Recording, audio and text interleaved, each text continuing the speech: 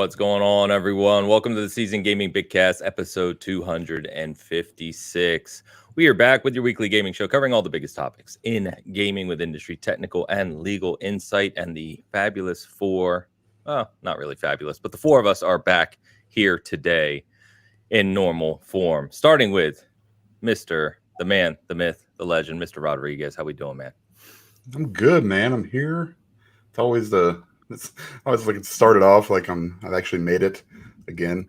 So is he blurry? Are you blurry, Dan? Maybe. I'll have to take my camera off here in a second. And yeah, that's how Dan looks in real life when you meet him. He's slightly blurry. He's like Bigfoot, just naturally out of focus. Yeah. Always. No, that does. It does. Hey, that's the host of Cox Radio you're speaking to. Yeah. All right. OKX 1310, Keokuk, Iowa. That's right, buddy. That's what I do. We were talking prior to the show about our first jobs and the things we did when we were younger, and learned that Dan was a DJ radio host. So there's something for the audience today that you didn't expect. We literally used like 45s at times. That's how old the station was. And a lot of it was, just our You might want to explain to Travis what a 45 is. Yeah. I thought you had a gun. I'll be honest. You said you have 45s. I was like, it's like country music, like they're like shooting guns in the air while they. It's a single vinyl. It's just a little tiny record, and that's what we would use. Our playlist was a bunch of like 3x. There's little note cards that you have in a little plastic basket, and you would just pick the first one and then put it in the back of it. And there's a few hundred songs, and they were all old. It was like super old, like. I mean, I don't know, man. It was bad. But we did a lot of like Chicago Cubs games, and I'm a huge Cubs fan. So those days were great because you could just sit there and you just press the button every time the commercial popped up, and you just went, and then you just listened to the Cubs game. It was fantastic. Then we had a country station that was completely automated. Like we did nothing. Like it was all automated, and all we did was record the weather. And then we would go, and then we would insert that into the, whenever it popped up. And then they would do St. Louis Cardinal games over there. And you'd have to just sit there and press a button every once in a while or do the weather live. That was very labor intensive. It was really stupid. Played both Cubs and Cardinals games? Yeah, well, we had two different stations. We had KOKX 1310, which is the AM station. Then we had like 95.9 country something, And then my, people I was new to that high school and that town. And they were like, oh, man, I heard you on the radio. We were listening to this. And I was like, yeah, I don't know. It was so bad. It was such a small town. Like they would give us stuff to give away, like free pizzas or like a Hardee's sandwich, and nobody would call in. So I'm like, eventually I got to the point where I was just like, hey, anybody calls, I'll give you like 3 free Frisco burgers, whatever it takes. Just call, talk to me for a second. But nobody would ever do it. Oh my God. All right, that's great. Moving on to the Hogue himself. Good morning, man. The Hogue. I like it. The Hogue. Yeah, that's how you should introduce yourself from now on. The Hoagie. The Hoagie. I wasn't a DJ at any point in my life, but I did work at the electronics boutique. In the mall, you said? In the mall. Oh, yes. Yeah. Right next to the maternity time. Nice. So I was the guy on my lunch break, my 15-minute long lunch break at Chick-fil-A, who would run down to Electronics Boutique and look at the games I couldn't afford. So that was cool. Nice. We couldn't afford them either. Yeah. And last but not least, the Tie Guy himself. Not Tie Guy Tyler. Tie Guy Travis. Good morning, sir. Tie Guy Travis, yeah. I was a radio DJ at one point. We didn't talk about this before the show, but yeah, I had a nerd talk show in a local San Francisco-based radio network, and people would call in on my show because I would say things that nobody agreed with, and it would get nerds all riled up, and they'd call me. We also did a thing called a spoiler cast, which is not at all what you think it is. It was people would give us the phone numbers of their friends, and then we would call them up and spoil the endings of things that they were currently enjoying. That was our version of a spoiler cast. We would ruin their day with their friends' permission. So they would have to get mad at their friends. And we do it live on the radio, and then we just hear them rage. Now through the power of the internet, Tie Guy Travis brings it to all of you. That's right. That's right. Yeah, I've really moved up in the world. Or down. I don't know. Yeah, Stacy said true to form. Yep. True to form. Yep. Yeah, that was my contribution to our show. Yeah. And I worked a number of retail jobs as a youth that I was fired from because I was very unlikable and still am. Yeah, it's good times. It all adds up. It all adds up. My origin story, my dark origin story. Well, it's been a rather quiet week in games. So today we're going to be talking about Hope's got some thoughts on Final Fantasy 16. I'm sure Dan does as well. So to share, we want to talk about a little game, VR game of all things, called Synapse that came out this week. We're going to be talking extensively about the Game of the Year race. I went through this morning and kind of put together all the games that are released because we're basically right at the halfway point of the year, along with what's coming the rest of the year. And it is absolutely absurd, like we've all been saying. So we today are going to do something a little different where the four of us are going to bet on what 6 games will be the finalists for Game of the Year at the Game Awards. And whoever does worst on this, whoever gets the least number correct, has to play a game that the other 3 of us will pick for them at the end of the year. So maybe we'll make it a holiday event and we'll come back and do that. But we hope that Dan loses because we already have pre-purchased Oxenfree 2 for him due to his severe love of Oxenfree. But we'll see what happens here. This should be fun. We didn't decide, guys, if there's a tie.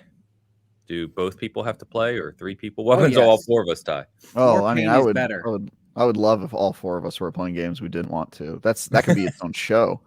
We need to find a terrible 4-person co-op game that we just have to play 3 games Travis reviewed under a 4. Yeah. Won't be hard this year. My God.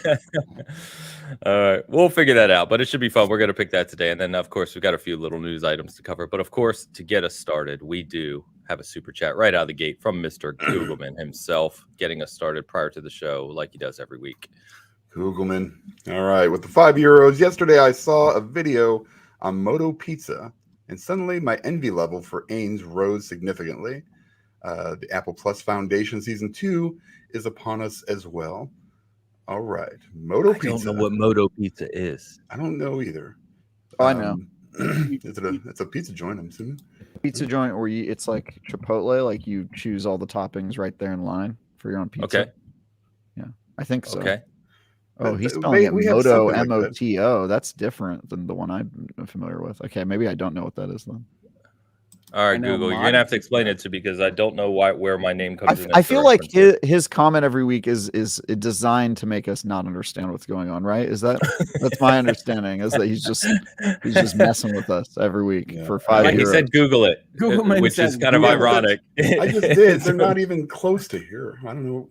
We've got something else like that. I can't remember what the hell it's called. It's called Spin. Well, that's even Spin. There was another one. It was like, I mean, I don't know. Yeah, there's lots of them, but there's a lot of them. Yeah, they're a thing now. By the way, Foundation is excellent. If you haven't watched Foundation on Apple TV, really good sci-fi show, and season 2 I think comes out next week. Yeah, just don't expect it to reflect the Foundation books. No. I didn't know there were for Foundation books. Yeah, is that a different series, or does it not do a good job of reflecting the books? Is that what you're saying? Does not do a good job of reflecting the books. Okay. They're very famous books. I don't know anything about them, but it's probably why I like the show, right? That's the problem with, if you know the books, oftentimes I think the movie of the shows let you down. I think the show's okay. But you can like them as just different things. Yeah, they're just different. Yeah, that's Moto Pizza appears to make bizarre pizzas, by the way. Their website is cool. I wouldn't have done as much animation, but that's me. I don't make pizza sites. So but here's what we have to come up with. All right, so you've got this Moto Pizza website, but why would anybody be envious of Ains because it exists? Yeah, maybe he thought he lived in Seattle. I don't know that. Yeah, he doesn't. Yeah. We've got Pie Fly. I think Googleman's job is to make our first 10 minutes awkward. I think that's his goal. Oh man. Well, good to see everyone. He got us again. It works. Thank you for the super chat. In all seriousness, Googleman and chat. Good to see everyone this morning. Also wanted to shout out Tyler Owens from last week. If you were unable to, or if you missed us last week, I should say, we had Tyler Owens from Respawn Entertainment, who had previously worked on Rocket Arena, Halo 5, with 343. It is now on Apex Legends. It was a great conversation about kind of live service games, kind of misconceptions and other things to do with how games are developed. So if you missed that, I would highly suggest checking it out. He had a good time and really complimented us in the chat and everyone. So thank you for that last week. Awesome. All right. Guys, why don't we go ahead and get into kind of currently playing. I know Travis has a banger of a game he's ready to talk about. So Travis, what game will you be adding to IGN's article soon around the god-awful games that you are made to play for review over there? So I can't talk about the game yet because I am under embargo, sorry. but Okay. I can tell you that I'm currently playing a game that I am desperately not enjoying. It is probably going to end up on the playlist that you were referencing, Ains, or IGN playlist of terrible games IGN has made me play. And my problem with this one is that this game is not just bad.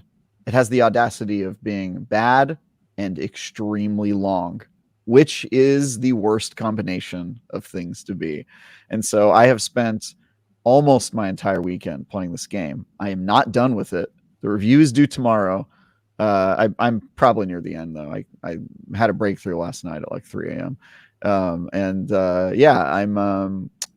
I'm suffering currently. But the good news is, Yes, if you once that thrive stuff on ends, Travis's suffering, know that he Yeah. is suffering. Yeah. I am suffering. Don't worry. The good news is, I've reviewed a couple good games this year, a lot of good games this year, including Dave the Diver most recently. And my next review, I think, is going to be a good game. We'll see. Remnant 2, a game I've played a good amount of due to covering it for IGN in March for IGN First. So yeah, I've got good stuff ahead of me. But yeah, I'm currently in the midst of a hellish gaming experience, and it is just everything I can do to not scream, because I am hot off the heels of wasting my 4-day holiday weekend on Nintendo's Everybody Wants You Switch, which Your was article was so sad.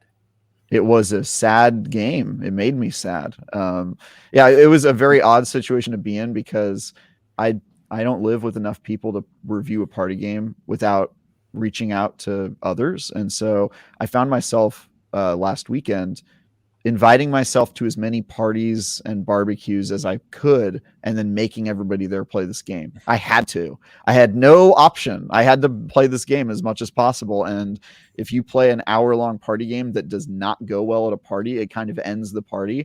Nobody is going to play with you a second time, so you have to find another party to go to. Like that was the situation. Is I would go and be like, "Hey guys, actually, I'm reviewing this game. Would you guys be down to play?" And then they play it, and they'd be like, "Wow, that sucked. Let's not do that again." And I'd be like, "Cool, I'm gonna go." And then I would try to find somebody else to Travis foist and this Horace game on. ruining barbecues across the 4th of July. Literally, I ruined probably 7 parties last weekend, and it was terrifying. I a lot of my friends are not happy with me right now, so that's my current state of life.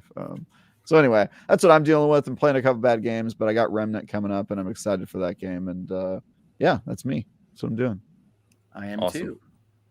Yeah, a lot of people excited for Remnant 2, and that comes out soon. That comes out on the 20th, right? It comes out on the 21st, 22nd. Oh, 25th. 25th. All right, so Yeah, I've got it's on 15 the list days. here. I'm getting it tomorrow. The code. Yeah, I think the 21st is Pikmin 4, I believe. Oh yeah, I'm excited for that game. Let's see, what Very am I cool. playing? So I Final beat Final Fantasy 16 this week. Yes. You said it's your favorite game of the year, and you gave it a very high Hogue score. So explain this to me, sir. Yes. Well, I mean, as I've often said, it's all expectations based to some extent, right? So like the one game I had dismissed of being a game I was really looking forward to this year was Final Fantasy 16, even though I have a natural tendency towards liking Final Fantasy stories. Final Fantasy is my favorite series in video games.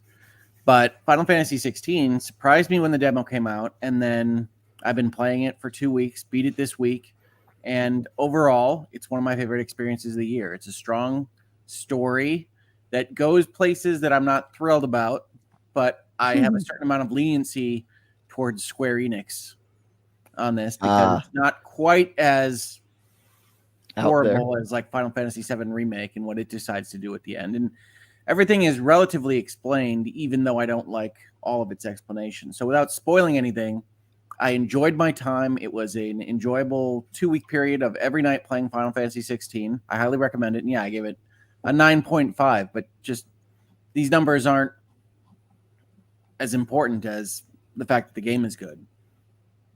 Yeah. That's probably about And where are you out with it? I finished it.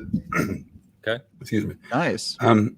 It was, I'd say, I'm about to say, I'm not as big of a Final Fantasy fan, obviously, as Hogue is.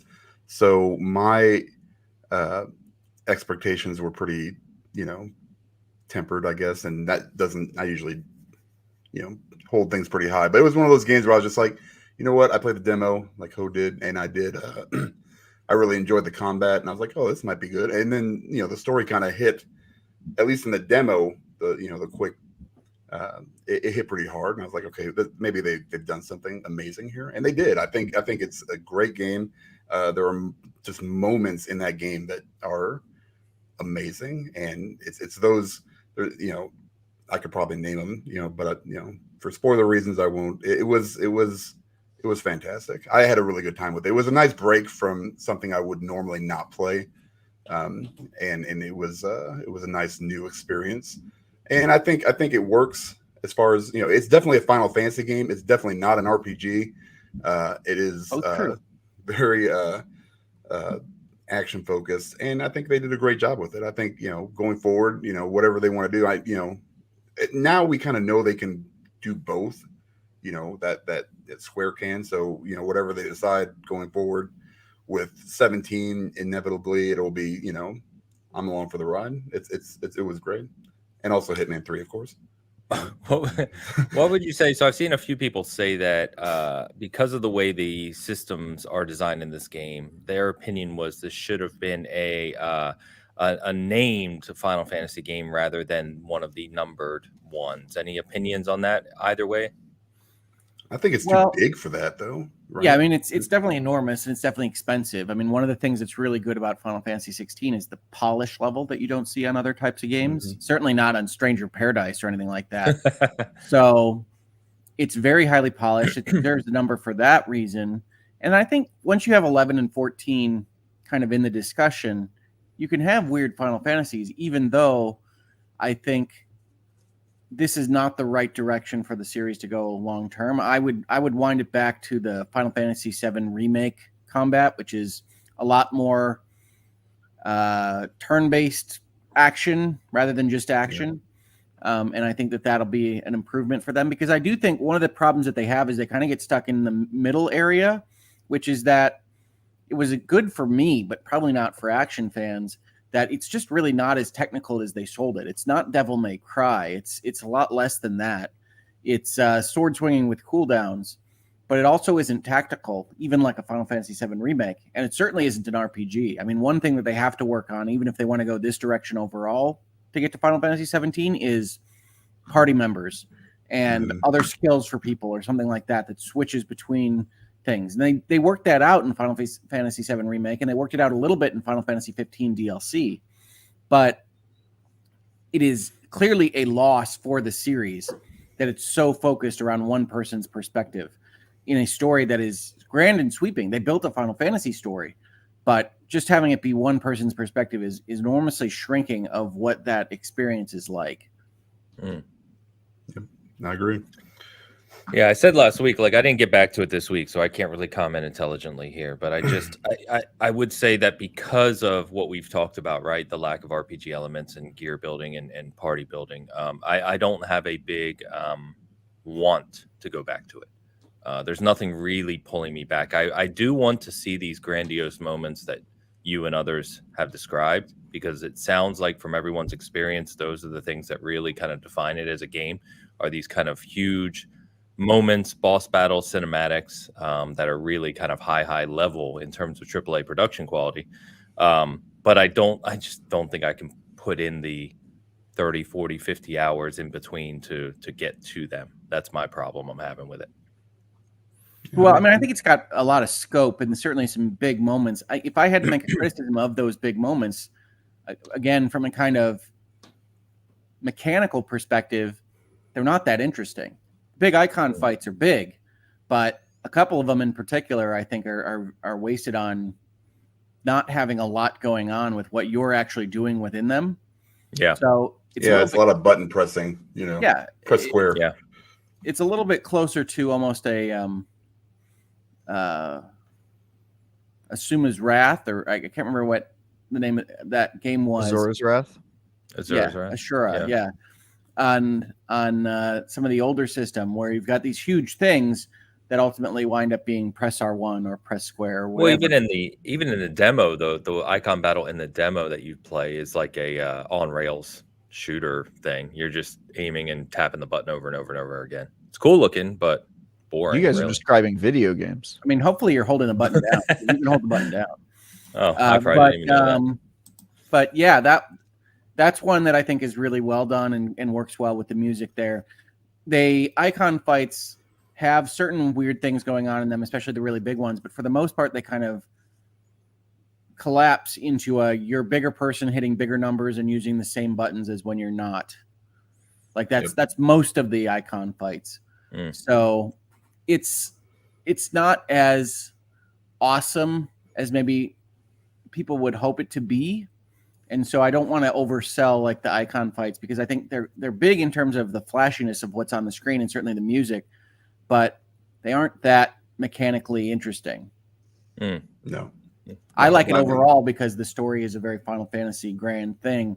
I don't like one of the choices they made with what they did for the ultimate real story that is not shown in any of their trailers, but that's a conversation for another time. Yeah. Fair enough. We do have a super chat from Siddharth. Good to hear from you, Siddharth. Was that the Indian rupees, right? Indian rupees, yeah. Okay. I remember. Final Fantasy 16. Feeling this game had branding confusion. Really don't understand how it's an RPG. It's not. Definitely not. No. Really fun game, though. Bit on the easy side for normal. That's also true, and that's coming from somebody who loves easy mode. Final Fantasy mode, but Ultimaniac packs, some solid punch, but they set the wrong expectations by calling it an RPG. That is true, for sure. Yeah, it's not an RPG, but I don't know what you call it, right? Because it's like a really long action game. I mean, it's essentially God of War Ragnarok. It's a better story. I enjoyed it more than Ragnarok, but if you think about it like Ragnarok, you're in the right brain space for what this game is. Yeah, action adventure. Action adventure. Maybe. Yeah, that's what I would say. So, Siddharth, thank you for the super chat. Appreciate that. He said it's his first Final Fantasy game, by the way, too. So, Guybrush asks in the chat. He said, "Does anyone know if the combat on higher difficulty is less brain dead?" Say that. Well, I haven't seen it. Does it get harder on higher difficulties? I don't think combat is brain dead at any difficulty, but it is very kind of MMO built, which from the lineage here, it has a feel of a single player Final Fantasy 14. And so the bosses have telegraphed moves and they have spaces you shouldn't be in and things that you would expect more from an MMO with an action bent. But at the higher difficulties, I haven't noticed much difference, if any. They hit harder, so you have to have your perfect dodges better. But I don't think it's really a different experience so far that I've seen. And you only get access to Final Fantasy mode after you beat the game. Yeah. Hogue, that was a terrible rebuttal. When Guybrush Threepwood asks you if the combat is brain dead, you always say, "How appropriate, you fight like a cow." everyone knows that. Come on. Does it make sense? Yeah. By the way, that's the response to "you fight like a dairy farmer." That's right. Yeah. Or later on, you have to use it as a response to other. Remember, they mix it up on you, the formula. I mean, I think you do the duels again, yes. But they don't. You have to match the punchlines with different insults. It's a good part of the game. It's my favorite part. It was a tangent here, but yes. So, yeah, we're going on a tangent here. But if you haven't played Monkey Island series, you absolutely should. And the reason I have it on the brain is not just because we have a user named Guybrush Threepwood who reminds me of that game all the time, but also I'm getting ready for the Sea of Thieves crossover, which I'm super excited about. I'm going to start a profile called Governor Elaine just to really that would be awesome. By the way, Sardinisms. So Sard, I think I've said this before, but the member comments don't actually show up over here, so I have to pull them straight from YouTube. She just said I have a weird theory that Final Fantasy 15 is like Kraft mac and cheese for video games. It's either comfort food or junk food, depending on your history. So I don't know where people fall in Final Fantasy 15. That game didn't do much for me personally. 15 is more than the sum of its parts, but it's evident even more after 16 comes out how broken and empty 15 is. Yeah. Gotcha. And then Alex, Super Chat, who reviewed Final Fantasy 16 for us at Season Gaming. Yeah. Final Fantasy mode has thrown late game enemies with more health. It's got harder after the Garuda fight. I believe it. I played only a little bit of the Final Fantasy mode, and it just feels the same with, you know, but like he said, just higher health levels for these enemies, and that's basically Wait, hold on. You're Yeah. telling me there's a Final Fantasy game and you have to beat it to unlock the mode called Final Fantasy mode? Yeah. Yes. Yeah. That's a little on the nose with like people talking about how this game isn't a Final Fantasy game. They made a separate mode where apparently it is a The Final achievement Fantasy for game. beating Final Fantasy mode is called Fantasy Finally. Yeah. There's a lot of little things like that. I'm very excited to play more of this game. I gotta say, I gotta do Remnant next week, but after that, I'm gonna dive real hard back into Final Fantasy 16. I gotta finish that one. Yeah, no, I think the difficulty is fine. I mean, I think it's clear that they don't want to put up a gate between people that don't regularly play action games and love Final Fantasy, but it also isn't as fulfilling with some of the toys that you get in terms of button presses or actions or spells or anything like that, right? Like what you're fighting is always going to impact how much fun you're having with an engine, even if it's great. Like Diablo isn't as interesting if you're just wiping everybody and you don't care about what your build looks like. Agree. But Agree. that's a criticism that you can levy at the game. I just don't think they would have wanted to ramp it up further. It's not Kingdom Hearts 3 where you just roll through everything until they patch in a mode that doesn't let you do that. So I think they had a better handle on what difficulty they wanted to hit than on that game. Yeah, I was going to say that it was a big turnoff for me in the first few hours of Final Fantasy 16 of how handholdy it was. I know I talked about that last week too. And I know I'm in the minority, right? I don't think that really bothers a lot of people. But for me personally, I don't think it's very handholdy as a game. I think that prologue is very linear, and it's designed to get you to the point where they flash the title card at you. Yeah, it's just, I don't know. It's very simple. Maybe it gets better. I don't know. Well, I mean, it's a relatively simple combat structure. It's not going to wow you with mechanical complexity. It's not. Yeah. There was someone on, obviously just a trolling video, but there's a video someone put up on Twitter a couple days ago where they fought a boss fight in it, and they literally held the controller with one hand, and they were just tapping, hit something, tapping, hit something, tap something. And it's like, okay, it looked kind of ridiculous. But anyway, all right. So Synapse. Let's talk about Synapse, which is a game that released earlier this week for PlayStation VR 2. Guys, keep me honest. Is this on other VR platforms as well, or is it PSVR 2 exclusive? I forgot to look that up. Does anyone know? I think it's PSVR 2 exclusive, but I don't know for sure. Okay. I didn't find it on Meta, but yeah. Okay. All right. I've got it on So this is from End Dreams as a studio, and the premise is that you are going essentially as an investigator into the mind of this I don't know the word you would use, not serial killer, like it's not that dark, but it's a general that's gone crazy. Enemy of state. His name is Conrad, which is not on point at all.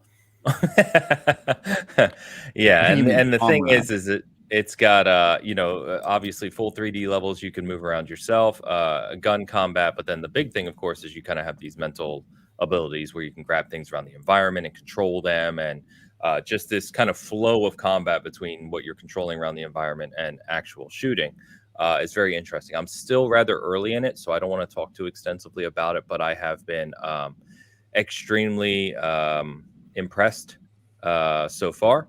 And It's I think great. that the people I've spoken to who have reviewed it formally or are further than I am have been raving about it. It got very high review scores. People are saying that the comments I've seen from the reviews were around that this is the kind of key piece of software for the PSVR 2 to date, anyway. They It should have feels a launched bit like with a killer app. this. Yeah, they should have launched with it, is my first impression. I have also not played a ton, Ains, and I want to finish it first. But my thoughts are it's a great idea. It would have made the PSVR 2 probably more successful if they would have rallied around this instead of Call of the Mountain or whatever.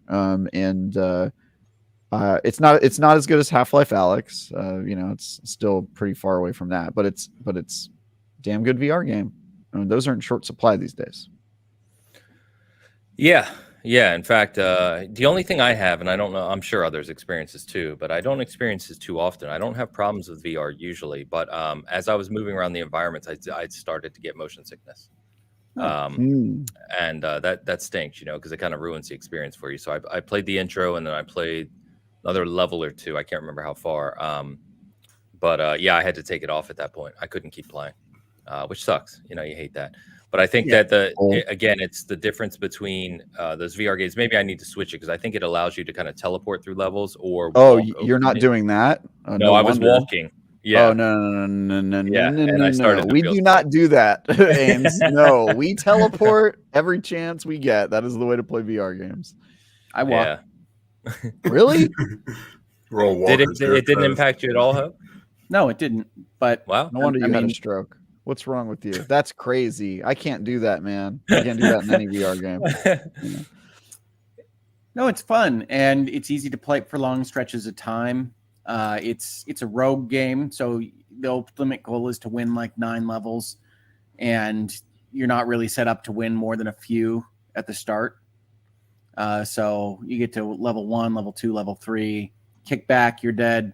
You have to do certain achievements to get certain perks and skills that'll get you better guns or better health or better psychic powers within the space. And then, we didn't really mention psychic powers, but you're able to look at things because the PSVR 2 has the eyeball stuff. So you can look at things and then pick them up with your offhand, move them around, and hit people with boxes or explode explosive containers and feel like you're in the Matrix while you're also dodging and weaving and shooting bad guys. And you have a cool little tactical map on your offhand that when you flip over, you can see where people are in comparison to you, and you have to kill 20 people in a level or 40 people or whatever to open a portal to get to the next level. And ultimately, you're trying to get to the subconscious of this guy, but none of that really matters as much as you're in a tactical space fighting people and having fun. Yeah, and it's got like a full skill tree and kind of more abilities you can unlock and stuff. So it's more of a fully featured kind of experience in that vein, which I really appreciate as well. It's cool. Go ahead, Travis. Can I ask some more follow-up questions about you walking in VR? I have a lot of questions. How big is your area for VR? I'm not room walking. I'm using the joystick to move in space. Yeah. Got it. Yeah. So your brain is disconnecting from. Oh man, that's throw up city for me. Because I have to do one of two things in VR. I either have to teleport, which is by far the easiest. It's weird for like 30 seconds, and then you're like, oh, this is supernatural, and you're just jumping around. And then or you do full body movement where you're walking everywhere. But for that, you require a large space. And I have a pretty decent space, especially for where I live. But it's not that big, right? And the one where you're controlling the stick, the problem is the disconnect between what's happening to your body and what's happening to the camera. That's what makes you puke. And so I 100% get that. But I don't throw up because of like frame rate stuff. I did on the PSVR 1 because that was crazy. That was that well, I think the PSVR 1 and the Oculus Quest are where I got my VR sea legs. So I definitely recognize that happened. I essentially just fought through it, and you get to a point where it's fine. Interesting. Maybe I need to play more. I reviewed games. I reviewed No Man's Sky, and that game, like, I was moving around a lot, and I threw up during that review probably every day, sometimes twice during that review period. That was like a super painful review. It's not great for your video game to cause the reviewer to throw up. Yeah, that was in my review. Yeah, it was in my review. It was like, hey, good game, like No Man's Sky. turn on teleport mode or you will be hurting. So yeah, one of the things we were talking about that. We were talking to Jason Ronald at Xbox about. We asked him the question around why Xbox hasn't gotten into VR like PlayStation, and we were talking about some of those things. And one of the things he said about overcoming the challenges of what VR represents, besides obviously mass market and all those other things, is exactly this, right? He's like the movement. He's like VR will be more mainstream when the movement you do on the screen, when the sensors have something to make you feel like you're actually moving, because that's the disconnect you're talking about, right? Your eyes see you moving, but you're not actually moving, and it throws your body off. I think the teleport is a perfect solution because I played another shooter that you teleport. I forget the name of it now. When it came out, Borderlands, the Borderlands 2 or 3 had teleport. Their VR or Borderlands, whatever it was. Didn't one of them have that? It was 2 on PSVR 1. Yes. Yeah. That was the first time I ever had some kind of teleporting thing. Most of the narrative theme park ride type games have teleport, and I didn't even check to see if Synapse had one, but yeah, it does. I think when you first turn it on, it gives you like 6 kind of core options you can change, and I'm pretty sure that was one of them. I wanted to try walking around because I don't know, just out of habit, it feels more natural to walk through the environment, right, and move. But after I did, like I said, 3 levels or whatever it was, I was like, oof, I had to take it off, and I literally sat on the floor and just sat there for a minute because you have that kind of weird I was like, oh, I get like a weird like brain headache. Like I get you ever get a headache so bad that it makes you puke? Like that's what happens to me. Where like I just get like a headache and I'm like, oh no, something's happened to my brain, and my body's response is just to throw up. It's pretty intense. And it's not feel good. Quick to recover either. Like oh no, dude, you feel bad for like the rest of the day. You feel a little uneasy. Yeah. Great for weight loss. The VR anorexic diet. Oh man, you really will. Shout out to Brentwood Chick. Just gifted 10 memberships on both channels. Sheik, damn it! I do that every time. Thank you. Every time I do that. You chauvinist piece of. Thank you so much. Super appreciative. Super generous. Thank you for that. But yes, anyway, if you're one of the 8 people who did buy PSVR 2 like me and Hogue, definitely check it out. Or the 3 of us. Wow, we're like 30% of the market. Mrs. Hogue got it for me for Father's Day. Yeah, it's almost like we work in the industry and we have to have. We need to talk about it. Yeah. Definitely check it out. It is really, really impressive. And I think it also benefits from obviously the far increased fidelity of PSVR 2 versus, the old PSVR 1, which basically anything does. Oh, Synapse is flashy. Yeah, it's really impressive. I forget how much I think it's $30 or $35. I think it was $30. Okay. 35. Right. Oh, okay. It might be the flashiest VR game so far, actually. Because that's something where like Half-Life Alyx is like a very good game, but it's not like it doesn't have like all the particle effects and crazy visual production value of this game. So this game is like very polished in that regard. So it's cool. It's great. It's a great show. It's very cool. They should have led with this first party. I wonder if they meant to and it just wasn't ready. Because I mean, they're only 4 months post launch. You wait. Oh, PlayStation was trying to show Call of the Mountain as their, first party showpiece, but it didn't land that way. Not that it's bad, it just didn't hit on that level. Was that a Curb Your Enthusiasm reference they're trying? That was a Curb Your Enthusiasm reference. Good job, Dan. Dan gets bonus points for getting that. Then you wait. I did not get that. I apologize. Yeah. Nice. I love that. Dan. For the handicap bathroom. I was just gonna let it go by. Nobody's gonna get that old Curb reference. But yeah, there you go. That's fantastic. That's great. By the way, I did start watching. Tyler talked about last week Mythic Quest. We were talking about that on Apple TV. I did go back to it and start watching. I've watched like 9 episodes this week. It's really damn good. Yeah. Like I've definitely gotten into it now. It's really good. So, all right, guys. Devs last week, I went into like a memory spiral, trying to remember how that show goes because it's so freaking weird. Devs. Devs. Okay, yeah, I haven't watched that. I love that. It's not about video games as much as it's about predestination and God. But it does star Ron Swanson. Favorite subjects in media. Okay. I love that you got one recommendation to watch Mythic Quest, and then you did it. And Yes. you probably had to get a separate subscription to do it. No. And I had already started Mythic Quest. I okay. had stopped watching it. Yeah. I was gonna say, because I have recommended players to this group. You have. no I less haven't than forgot. 4 times, and none of you have watched it, and it's making me Literally very on our Discord this week, someone said, "By the way, Ains, you should watch Players. Here's what Travis was talking about." yeah. So it's very good. Yeah, but I couldn't remember where it is. You told me, and I think you can watch it on Amazon. I think that's where I watched it. It's on like Paramount or something, but I think it was like on Amazon as well. So that's how I watched it. All right, I will check it out. I promise. All right. Any other games you guys want to talk about that you're currently playing before we get into kind of the whole year worth of big games here? I mentioned it last week, but I quite like Rain Code on the Switch. Okay. From the Danganronpa team. Still playing it? Right. Yeah. It is wild and weird. Imagine if solving mysteries were instead done through a Japanese role-playing labyrinth. Labyrinth, like Persona style labyrinth? Actually, Persona style labyrinth is a great kind of explanation. It's in concept the same. Like in Persona 5, you go into people's hearts or brains or whatever, right, and get their secrets. Yeah. In this case, a mystery labyrinth is formed by the mystery in the real world, and then it asks you questions in order to pick the right door. And you fight bad guys that are essentially like Ace Attorney fights. They say things, and you have to pick the right piece of evidence to use as your sword of truth to cut through their lies.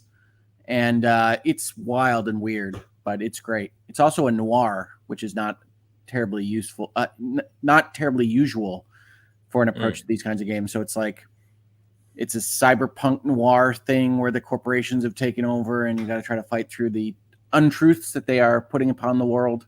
How many cigarettes do you smoke? You don't personally, but then it's not noir. The mentor figure is smoking a lot. Yeah, there's got to be at least 5 cigarette smoking characters, or it's not noir. I think that's the law. I don't make it's a requirement. Yeah, he's not wrong. This is Switch only, or is it on other platforms? I believe it is Switch only. Okay. Its full name is something like Detective Master Archives Rain Code. Yeah, classic. Okay. They know their audience. They know their audience. They're doing it. They're doing it. Good for them. All right, guys. Let's go ahead and time for the game. Almost. So let's talk about. As I sat down to do this, and I know we did this a couple months ago, but I kind of laid this out with updated, obviously, through this week of what has released this year and then the big games that are coming, because we've had release dates move, new games get announced, etc., through the June showcases. So it reminded me of just how absurd 2023 is, and I think we've honestly forgotten like how absurd this year has already been. So here's what's released so far, and I want to hear from you guys. I know we already said that Final Fantasy XVI is kind of Hoag's favorite game of the year, but so far this year we've had Hi-Fi, and these are in order of release, by the way. So we had Hi-Fi Rush, which is an 89 meta, Dead Space Remake an 89 meta, Hogwarts Legacy 85, Metroid Prime Remastered at 94, Octopath Traveler 2 86, Resident Evil 4 93, Star Wars Jedi Survivor 85, Zelda Tears of the Kingdom 96, Street Fighter 6 92, Diablo 4 91, Final Fantasy 16 87, and Dave the Diver, shout out Travis, 89. So that's already, 12 games that are basically in the mid 80s or higher meta. And that's not all of them, obviously. That's just kind of the things that are more recognizable, I think, so far this year. For me, I know I've already talked about Diablo 4 is my personal favorite game of the year so far, but I think a case can be made for a lot of these games. Where are you guys at so far on your favorite game of the year that you've played? And to be fair, I don't think any of us have played all of these extensively enough. Was Jedi's number not high enough? Oh, 85. It was on there. Okay. 85. Yeah. I said it's on there. Yeah, April 28th, 85. I think it was. These are, by the way, these are all from Metacritic and just the first one that I came across. So there's obviously a little movement here and there, but I think Jedi Survivor, if you recall, may have been a little lower, only because it had technical issues right at launch. Yeah, I think it'll be on Game of the Year list though. It's going to be on mine. We'll get to that. I'm a simp. Look at me. Look at this guy. Star Wars necktie on right now. Look, this one's New Hope. I've got one for every movie in the saga. It's it's whatever. It's fine. It's you cool. should just wear a Last Jedi tie every week. Yeah. Well, I've actually worn a Last Jedi tie on the show, and then nobody knew because you can't really see my tie. Like people, I've seen commenters be like, he just always wears the same tie. Guys, there's a whole ecosystem down here that you don't even know about. So there you go. Surprise, surprise. I like Star Wars. It's going to be on my list. So if you had to pick your game of the year to date, and we'll get to obviously the second half of the year, where are you at right now? Tears of the Kingdom is the best game this year. And I think that's probably going to be on all of our lists because we're not stupid, right? I think if we're trying to win the game, like Tears of the Kingdom's on the list. I think Tears what's funny of the Kingdom go ahead. Is going to it's the de facto choice, right? In terms of prediction. Yeah. If it doesn't win, it will be extremely surprising. I think the only thing that could possibly do any harm to it is Starfield, which I think is also going to be on a lot of our lists, even though it hasn't come out. That one's a little bit of a risk, but I think anybody who knows the pedigree there, I think it's probably a safe bet that it's going to be a contender because I think it'll definitely be on the 6. Even if it doesn't meet the extremely high expectations of that studio, it is so ambitious. I feel like it deserves a shout out just in terms of what it's trying to accomplish. So we'll see. I agree. I'm very excited about that. So nice comment here from Matthew. Says, been a while since I saw a last video. Been a while since I last saw a video. Really nice to see Rick with such a big smile on his face. Yeah. Love it. And chat, feel free to answer your favorite game of the year so far too. I'd love to hear what you guys think. But Hogue, correct me if I'm wrong. You said Final Fantasy 16. I said Diablo 4. Dan, where you at? Man, I don't know because I mean, I could say Hitman did not release this year. I mean, it's a live service game, so technically it's all right. So I would say it's pretty close. Like just from fun and my personal enjoyment, it's either Hogwarts or Star Wars Jedi Survivor. Okay. From like if I were to look at it as objectively as I possibly could, I would say probably. I mean, Diablo's also up there pretty high. I still am playing Zelda, so I don't know if I want to, it's amazing.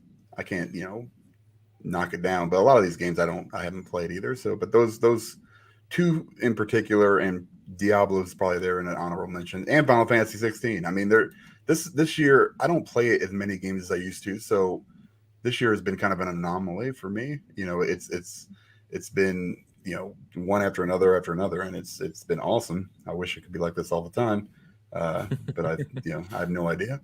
And then coming up, I mean, we've got Spider-Man 2 also, which we'll get to it. We'll get to it. Excited. Yeah, I like Dan going full you named like 8 games. All the games. Okay, I do. What's your one favorite game so far? I'll just say Star Wars Jedi Survivor because I'm nice. Star Wars. Yeah, love it. Fair enough. But Travis, I don't think that would make my list when we get to that point. Yeah, that's fine. We'll get to the list later. Fool. Yeah. What's that? What's your favorite game so far this year? Ooh, here we go. So it's here we go. No, hold on. It's an odd situation because my inclination is to say Tears of the Kingdom because those were the moments where I was most like blown away, But the problem is I've only played like 6 hours of Tears of the Kingdom. Like it is a paltry sum. And so that's just because I don't have time. I don't really get to choose which games I play these days. I'm constantly reviewing games, and that presents a problem because if I don't review said huge game that everybody loves, I often don't play it until I find a pocket of time, and then I burn through it as fast as I possibly can because I just want to finish it. And so I'm wont to say Tears of the Kingdom, but I think personally the one that I've dove the hardest into and been the happiest with is either Diablo 4 or Star Wars so far. Okay. Also, Dave the Diver, like that one. So here's the thing: is it seems like if we're going by the not just me, guys. Not just me. No. This is me now thinking of my 6. If we're going by the 6, like no, we're not doing the 6 yet. Just your favorite. I know. But I'm thinking. He's trying to think through because the Game Awards pretty traditionally does one from each an indie game. Exactly. That's exactly it, Hoax. Yeah. So my thing is that they're going to do one from each, and then they're going to do like a token mini game that will never win. You know what I mean? Like that's sort of their move. I get that, but we're not there yet. Whoa! Whoa! All I asked you, what was your favorite game so far? Yeah, probably Tears of the Kingdom. I don't think there's Okay. anything that's reached the height of like the first 3 hours of Tears of the Kingdom where I was shocked at what that game is because I didn't look at any of the trailers or pre-marketing material, and so I played it and I was just like, oh my god, I didn't know it was going to be like this, and it filled me with childlike wonder. It was really great. So probably Tears. I am okay, fair enough. We got a bunch of comments. We've got a Star Wars. We have a Tears of the Kingdom. We have Hogwarts. I'm trying to look through. Hi-Fi Rush, someone said as well. I also like that this guy, shout out to Jose, says Final Fantasy 18 is his favorite. So love it. Love it. And if they release 16, 17, and 18 in 1 year, that would be a heck of a thing. Obviously, we know you mean 16, so that's cool. We got a Final Fantasy vote there. Yeah, so I think it's already been a great year, but here's where things get interesting. And I didn't realize, we've talked about it, I know, but September and October are just, they don't even make sense at this point. But here's what's coming up the rest of the year that I think will be somewhere. There's a couple smaller games in here I just wanted to shout out for the heck of it.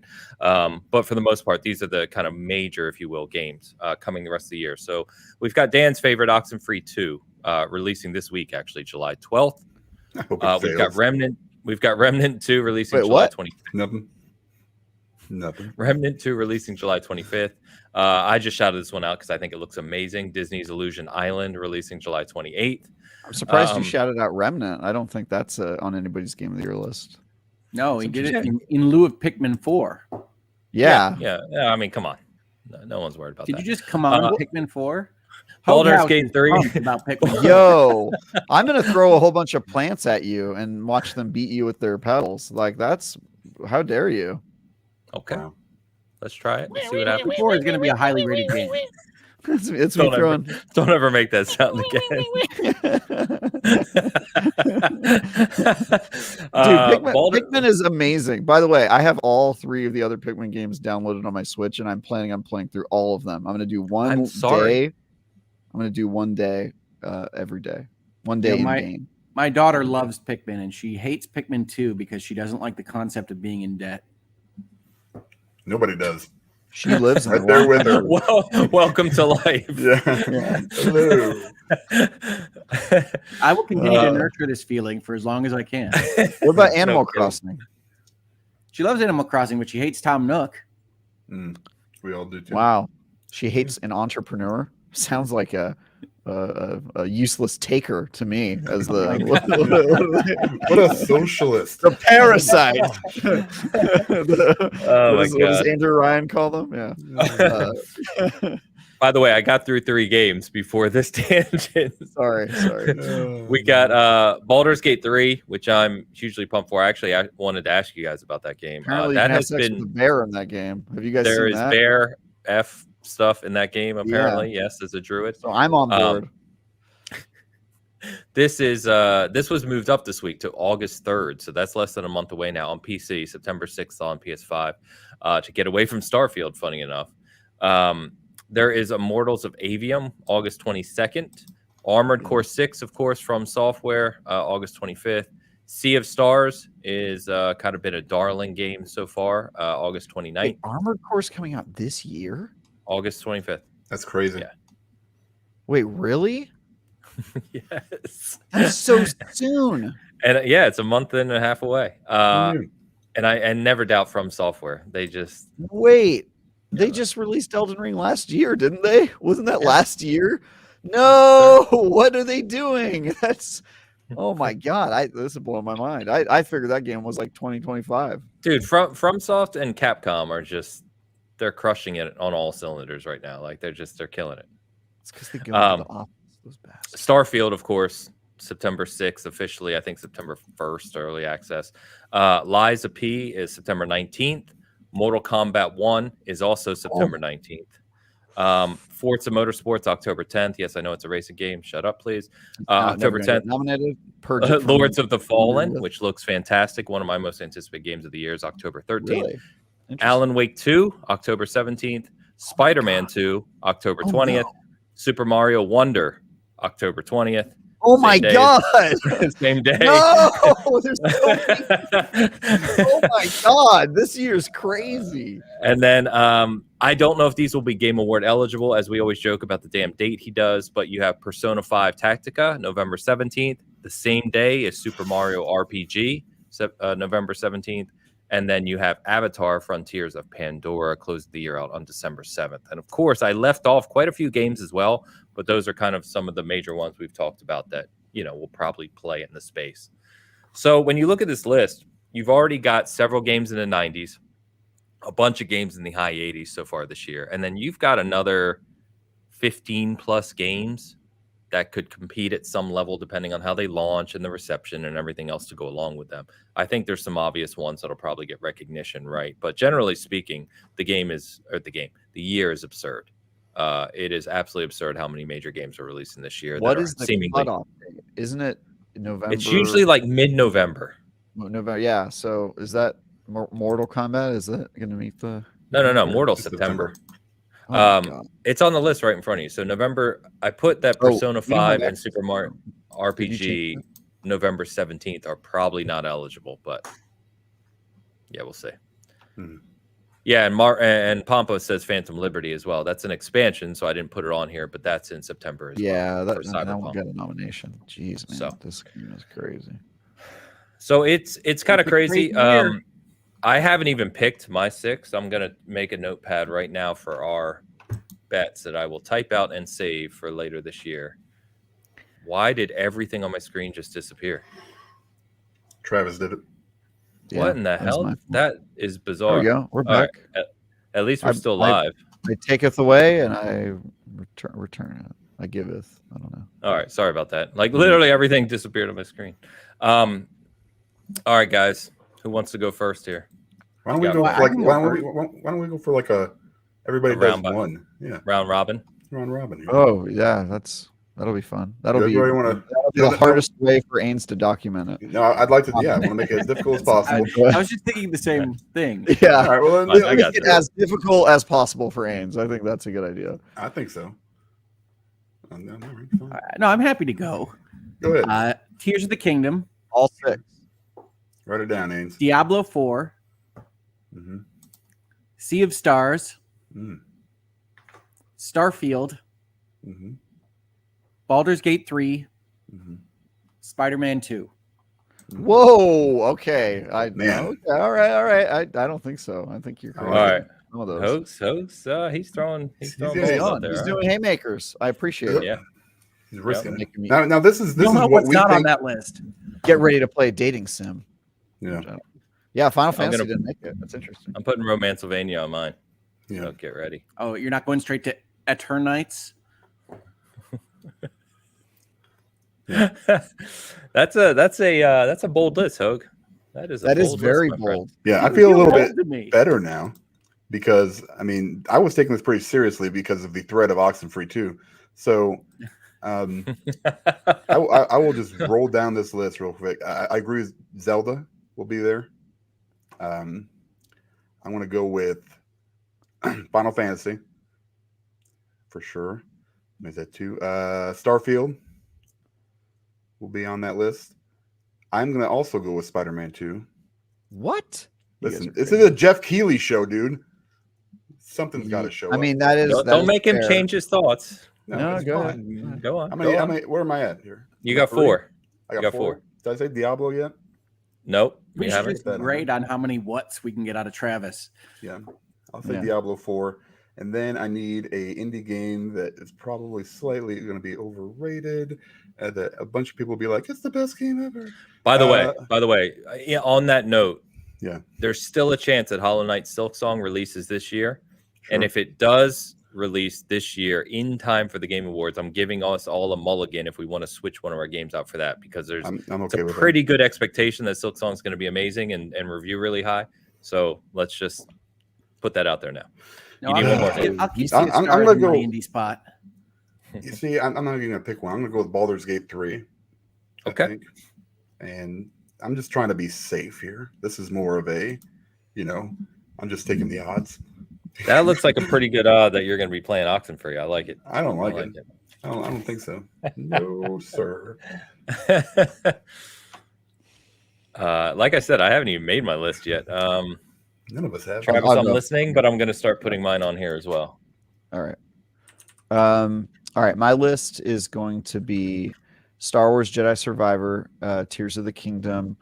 I'm not going to put Diablo 4 because I think people hate ARPGs. I think You're the only one with Star Wars so far. Starfield. Yeah, I think Star Wars will be on the list. Starfield? Street Fighter 6 Mm. and Just do Forza. Please. no, thank you. I'm not going to lose that bet. It's not a Horizon. How many am I at? How many am I at, Ains? You got 4. You've got Tears of the Kingdom, Star Wars, Starfield, and Street Fighter 6. Okay. I will put. Ooh, okay. Political. While you're doing political, while you're doing that, I did want to mention to Dan, to your point, when I was looking back on the year, I did have a ton of fun with Hogwarts Legacy. I Right. really liked that game.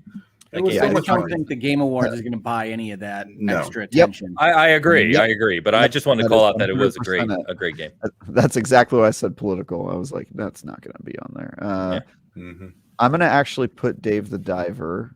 That'll be my kind of out there one. I think that'll be indie, and also I think it's gotten enough attention. It's so high on Metacritic. It's got to get something. What did you say? Sorry. Dave the Diver is my fifth one, and then for the last one, I'm Feeling gonna good, guys. I'll choose Baldur's Gate 3. I think that'll be on there.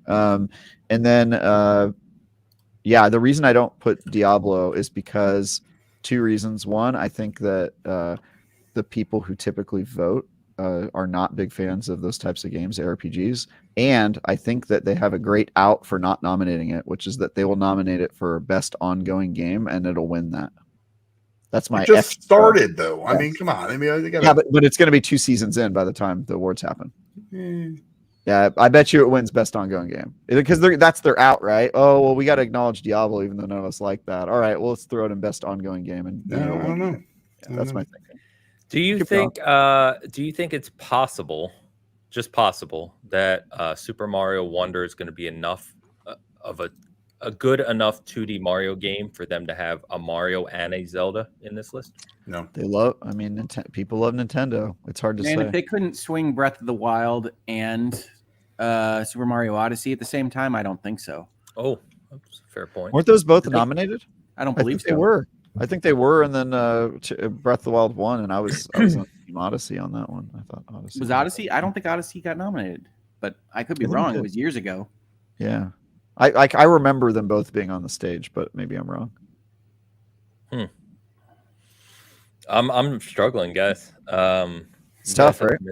Yeah, you have some I interesting almost picks. picked Hi-Fi Rush because I feel like that one would just like people would be like, it's got to be on there, you know, for I just whatever don't- reason.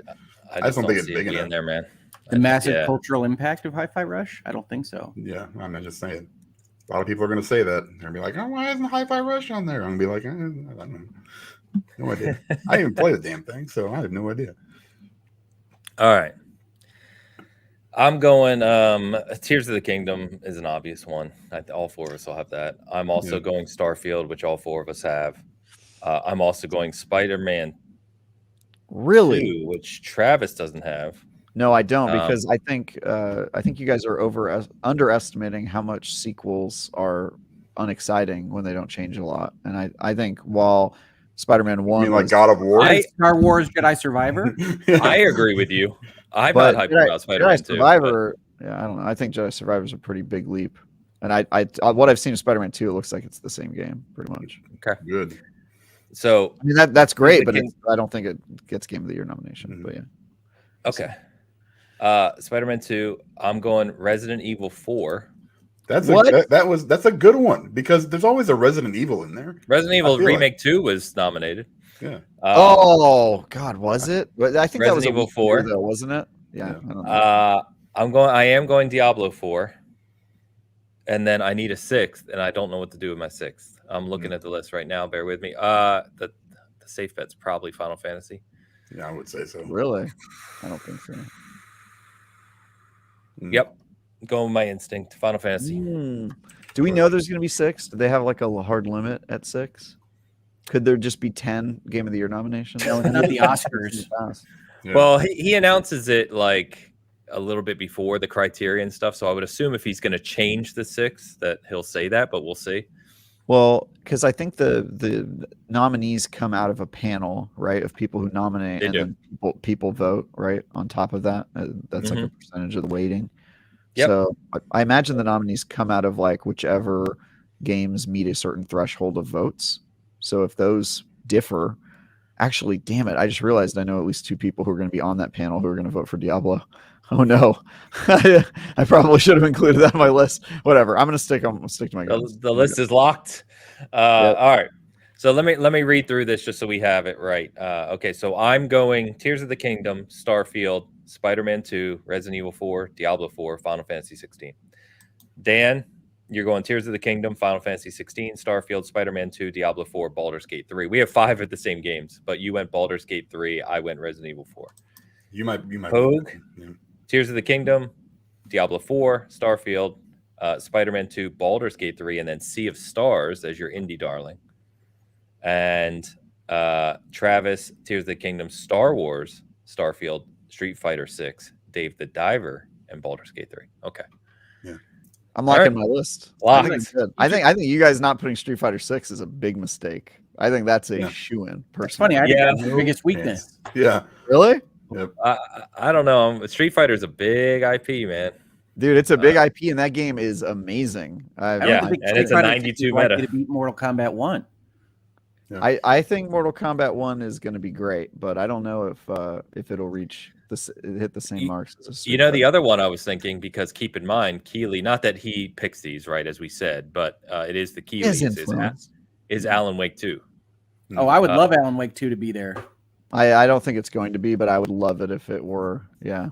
I'd be really surprised. I feel like the only time those games from Remedy get attention is when there aren't other huge games coming out. You know what I mean? Like Sam Lake is, him and Keeley are really tight. It comes out like that week that they're deciding on games.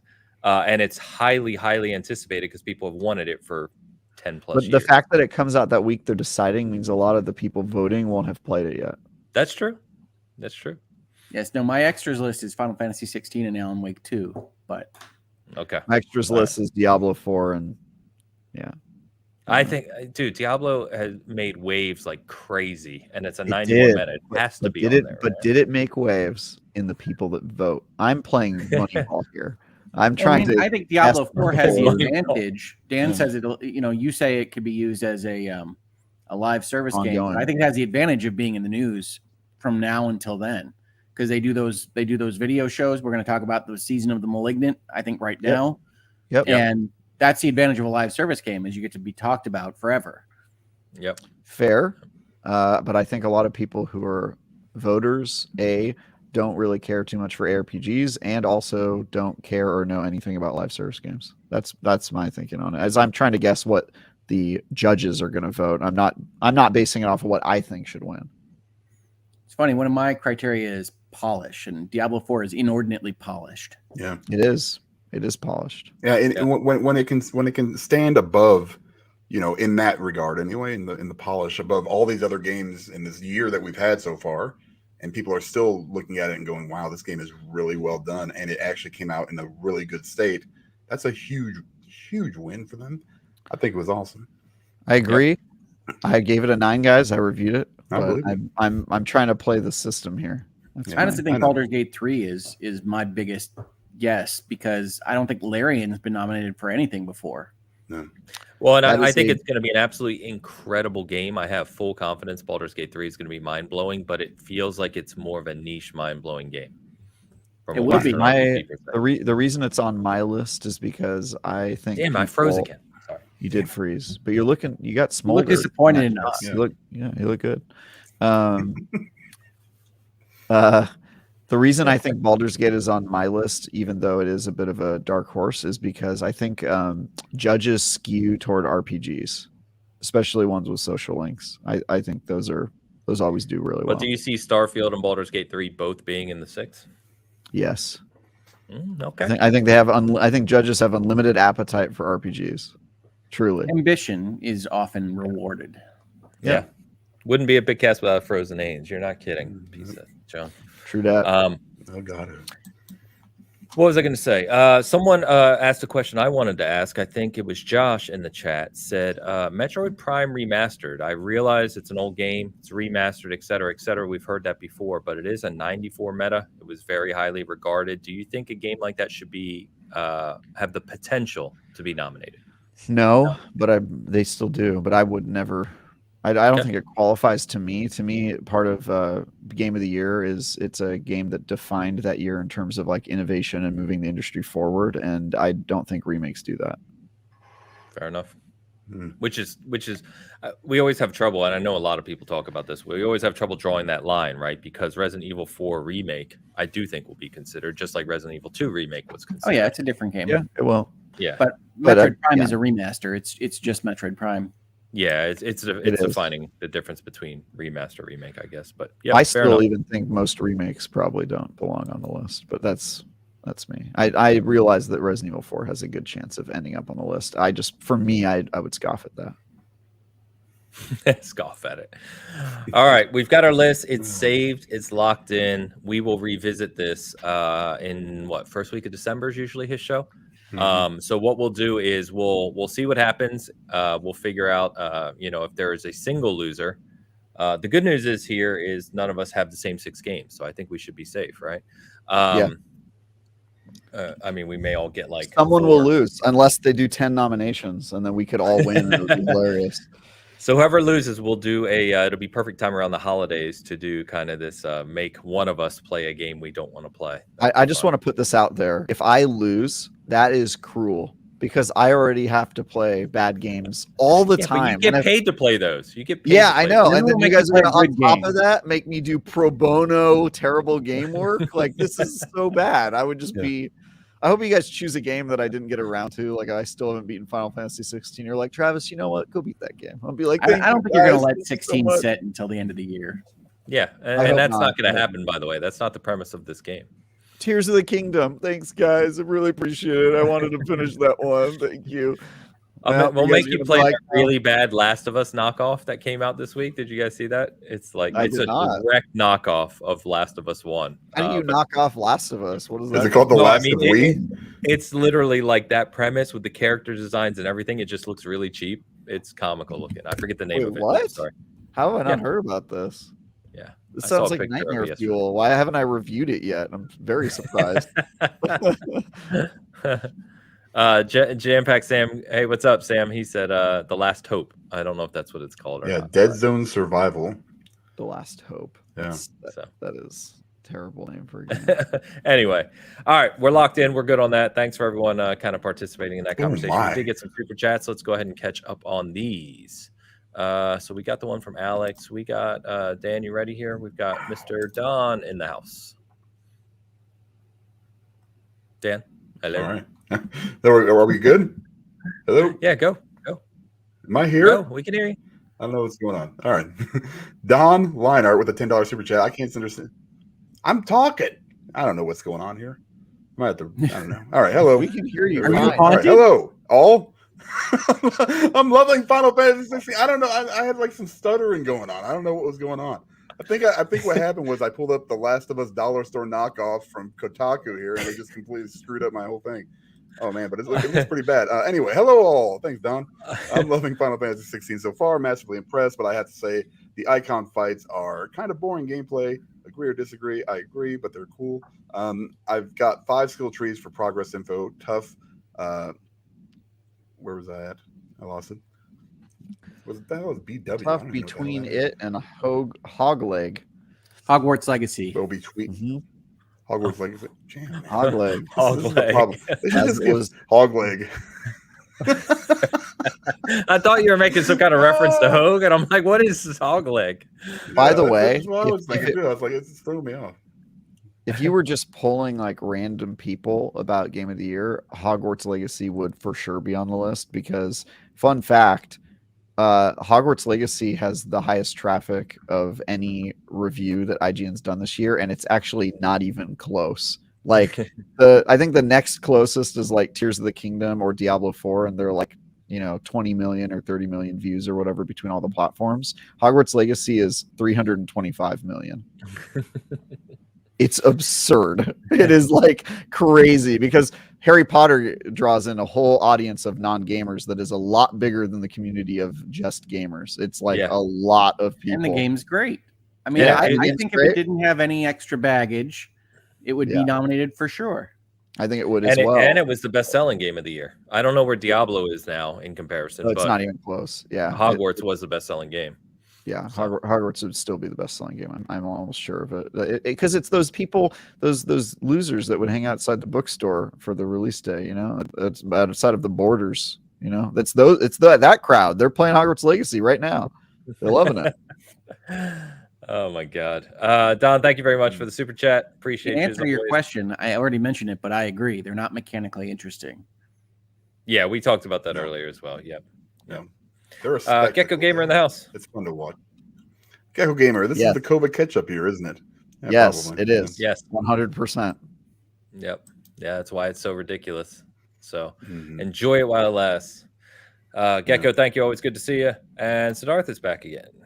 Siddharth with the 100 rupees. That's not curious question. What's the point of early access for Starfield? To sell, to make extra money. Yes, they love that money. They got an issue with Game Pass and releasing everything exactly. So they give you an extra version that they can say is not released yet, so they can still say they released day one when they don't on Game Pass. I don't think that is a Game Pass specific problem, but it is certainly. I actually have a problem with the language of early access because it's actually not early access. That is a marketing lie. It is late access for the people who don't pay extra money. It is not early access.